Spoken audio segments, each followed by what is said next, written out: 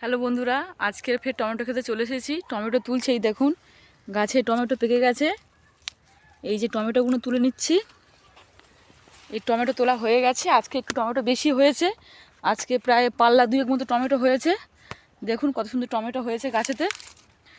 বন্ধুরা, আমি বসিয়েছিলাম 1200 চারা, সেখানে আছে আমার খুব জোর হলে 300 চারা আছে। এই বাগানটা দেখাচ্ছি আপনাদেরকে, দেখুন পুরো নষ্ট হয়ে গেছে গাছের রোগের কারণে। আমার বাগানে খরচা হয়েছে 7,000 টাকার মতো খরচা হয়েছে। সেখানে একটা মেডিসিনই কিনেছি 2,000 টাকা, যার জন্য আমার বাগানের খরচা একটু বেশি হয়ে গেছে গাছটা বাঁচানোর জন্য। সেখানে আমার 5,000 টাকা হলে পুরো বাগানের খরচা পুরো হয়ে যেত। এখন 220 টাকা পাল্লা আছে টমেটো, মানে 5 কেজি টমেটোর দাম 220 টাকা। তাহলে আপনারাই ভাবুন, যদি আমার 800,000 চারা থাকতো, 200 চারা বাদ ধরো 800 চারা থাকতো, তাহলে কতটা প্রফিট হতো।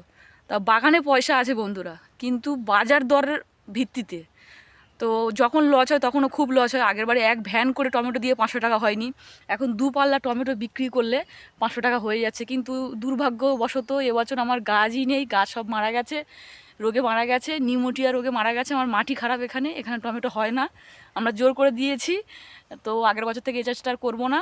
কিন্তু প্রফিট হচ্ছে ভালো, গাছ নেই।